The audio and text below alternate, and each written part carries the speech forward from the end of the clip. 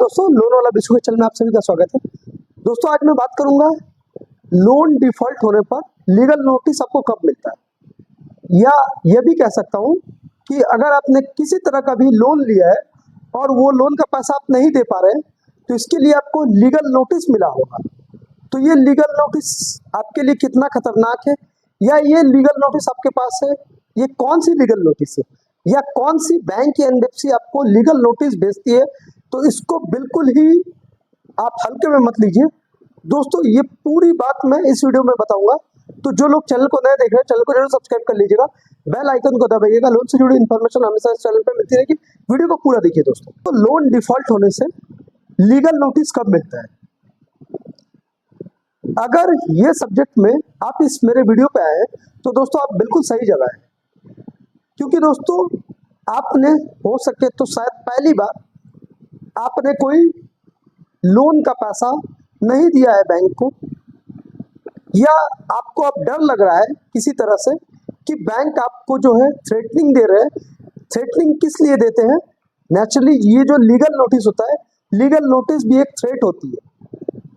तो अगर बैंक का पैसा आप लोग नहीं दे पा रहे, कहीं ना कहीं आपको प्रॉब्लम आ रही है दोस्तों, तो दोस्तों मैं आपको बताऊंगा कि लीगल नोटिस से आपको क्या प्रॉब्लम हो सकती है और किस बैंक के द्वारा प्रॉब्लम हो सकती है, और लीगल नोटिस कौन सी बैंक्स की लीगल नोटिस या एनबीएफसी की लीगल नोटिस को हल्के में मत लीजिए दोस्तों। तो दोस्तों सबसे पहले मैं बात करता हूं, अगर आपने किसी भी तरह का कोई personal loan, business loan, credit card loan, या कोई प्रॉपर्टी लोन, या फिर कोई आपने बंगला दिया है, मॉर्गेज रखा है, या किसी तरह का आपने कोई 2 व्हीलर लोन लिया है, या किसी तरह का आपने 4 व्हीलर लोन लिया है, किसी या एजुकेशन लोन लिया है, या फिर आपने सीसी लोन लिया है, या फिर आपने कोई मुद्रा लोन ही क्यों ना लिया हो। दोस्तों ये जितनी भी श्रेणियां हैं, ये हर एक श्रेणी में आप जो है बैंक से लोन लेते हैं। अगर कहीं भी आपका किसी भी तरह का आपका लोन डिफॉल्ट होता है किसी कारणवश, तो वो 1, 2, 3 महीने तक अगर कंटिन्यू रहता है तो बैंक्स क्या करती है, हर समय ये प्रक्रिया आपको स्टार्ट करती है। फर्स्ट वो क्या करती है, आपको कॉल करती है। दूसरे स्टेप में वो आपके घर रिकवरी एजेंट भेजती है। तीसरे स्टेप में ब्रांच की तरफ से आपको प्रेशर दिया जाता है, या कंपनीज के जो भी एनबीएफसी या बैंक है उसके तरफ से प्रेशर दिया जाता है। फोर्थ स्टेज में जो है बैंक आपको धमकी देते हैं। धमकी मीन्स आपको लीगल नोटिस। लीगल नोटिस भी एक थ्रेटनिंग होता है, क्योंकि बैंक आपको जो है वो थ्रेट दे रही है इनडायरेक्टली, बिकॉज आपने उनका पैसा लिया, अब वो पैसा नहीं दे पा रहे। तो दोस्तों अगर आप लोग कहीं ना कहीं लोन डिफॉल्ट कर रहे हैं पहली बार, तो नेचुरली आप क्या करते हैं, अगर आपको कोई लीगल नोटिस आता है तो आप फटाफट ये सर्च करने लग जाते हैं कि लीगल नोटिस से बचने का उपाय, क्योंकि आपको तो पता नहीं है लीगल नोटिस ये आपको पहली बार मिला है तो आपको क्या करना होगा, नहीं करना होगा। दोस्तों सबसे पहले आपको जो लीगल नोटिस मिला है वो प्ले स्टोर पे जाइए। प्ले स्टोर पे एक ऐप मिल जाएगा दोस्तों, मैं आपको वो ऐप का दिखा भी दे रहा हूँ। ऐसा कुछ सिंबल होगा, ये ऐप आपको जो मिलेगा, इसका ऐप का नाम है ई कोर्ट सर्विस। सबसे पहले आप ई कोर्ट सर्विस में आप देखिए कि जो आपके पास लीगल नोटिस आया हुआ है वो किसी तरह का लीगल नोटिस रियल है या फेक है। बिकॉज दोस्तों हर समय मैं एक बात बता देता हूँ, लीगल नोटिस जो रहता है वो 90% केस में देखा गया है कि लीगल नोटिस कहीं ना कहीं फेक होते हैं। और आप ये भी अगर ध्यान से देखिएगा लीगल नोटिस पे, तो आपको एक कॉन्टैक्ट नंबर दिया रहेगा, उसमें लिखा रहेगा ये एडवोकेट या ये पर्सन है, इससे आप बात कर सकते हैं, ये बैंक के लॉयर है। बट ऐसा कुछ नहीं होता है दोस्तों, ऐसा बिल्कुल ही कुछ नहीं होता है। आपके माइंड के साथ वो खेलते हैं। ये कोई एडवोकेट नहीं होता है, ये होते कौन है पता है? बैंक्स और हमारे बीच में एक मीडिएटर जो है वो थर्ड पार्टी। वो थर्ड पार्टी क्या करती है, वो अपना नंबर देती है, और उसको आप अगर कॉल भी करते हैं, आपके पास अगर ऐसा कोई लीगल नोटिस है, आप उस पर कॉल कीजिए दोस्तों। कॉल करके आप देखिए, वो 100% आपको सेटलमेंट की ही बात करेगी, क्योंकि उनको भी पता है कि अगर कहीं ना कहीं हम सेटलमेंट की बात करते हैं, अगर सेटलमेंट कर लेते हैं तो उनको फायदा है। अगर उनको फायदा है तो नेचुरली बैंक को भी फायदा है। बैंक्स के साथ उनका एक टाई अप है। क्या टाई अप है? अगर वो लोन बैंक्स के को नहीं पढ़कर वो अगर ये लोन को निकाल देते हैं तो उनका एक कमीशन बनता है। तो दोस्तों लीगल नोटिस जो आपके पास है वो सबसे पहले ये देखिए कि फेक है या रियल है। मैंने बता दिया कैसे देखना है। प्ले स्टोर पर जाइए, ई कोर्ट सर्विस डाउनलोड कीजिए, वहां से आप देख लीजिए। अब चले आते हैं दोस्तों ये बात पर कि बहुत सारे लोगों को लीगल नोटिस जो है, आप मान के चलिए रियल है, जो लीगल नोटिस वो रियल है। अब क्या करना आपको, क्योंकि आपने 3-4 महीने से पैसा दिया नहीं है, अब वो आपको जो है लीगल नोटिस के माध्यम से कोर्ट में बुला रहे हैं, तो आपको कोर्ट में जाके करना क्या होगा दोस्तों? आपको कोर्ट में जाकर आपको सिर्फ ये प्रूफ करना होगा कि आपके पास जो आपने मान के चलिए अगर आपकी सैलरी थी और आपने जो है पर्सनल लोन लिया था, अब आपकी जो सैलरी नहीं आ रही है अकाउंट में, इसीलिए आप नहीं दे रहे, तो बिल्कुल ही दोस्तों निश्चिंत हो जाइए। ऐसा नहीं है कि आपने अगर लोन लिया है, अगर आपकी नौकरी चली गई है या मेडिकल कुछ रीजन की वजह से आपकी जॉब चली गई या कुछ भी वजह से अगर आप घर पे बैठे हुए ना, चलिए अगर आपके सैलरी अकाउंट पे या कोई भी अकाउंट पे कोई पैसा नहीं आ रहा है, तो बिल्कुल आपको डरना नहीं। हाँ, प्रॉब्लम एक हो सकती है दोस्तों, आपको भी अपने तरफ से जो है एक लॉयर हायर करके रखना पड़ेगा।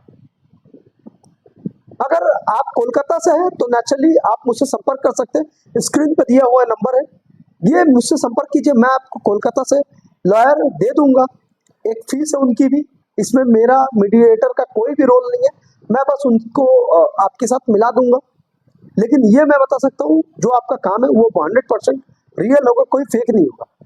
तो दोस्तों अगर आपके पास रियल लीगल नोटिस आता है ना, तो आपको बिल्कुल डरना नहीं, आपको लॉयर से बात करनी है। अगर आपकी सैलरी नहीं आ रही है तो बिल्कुल प्रॉब्लम, आप चलाते बिजनेस पे, बहुत सारे लोगों का बिजनेस जो है वो डाउन चल रहा है, वो इसीलिए ईएमआई का पैसा नहीं दे पा, तो उनको भी बस वही दिखाना है, बैंक स्टेटमेंट ही दिखाना कि हमारा नहीं आ रहा है पैसा। पहले अगर पैसा आता था तो मैं पहले कंटिन्यू कर पा रहा था। ये सब जो प्रॉब्लम है ना दोस्तों, ये सब जो लीगल नोटिस के तौर पर आपको कोर्ट में जो बैंक बुलाते हैं ना दोस्तों, ये सब हमारे माइंड के साथ खेला जाता है, ऐसा नहीं होता है।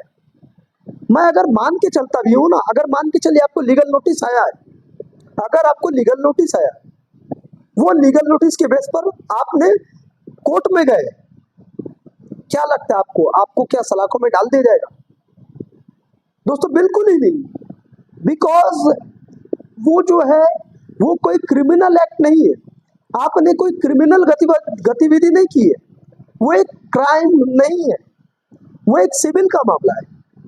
और सिविल एक्ट में जो है वो एक दिन में बेल हो जाता है, सिंगल डे पे।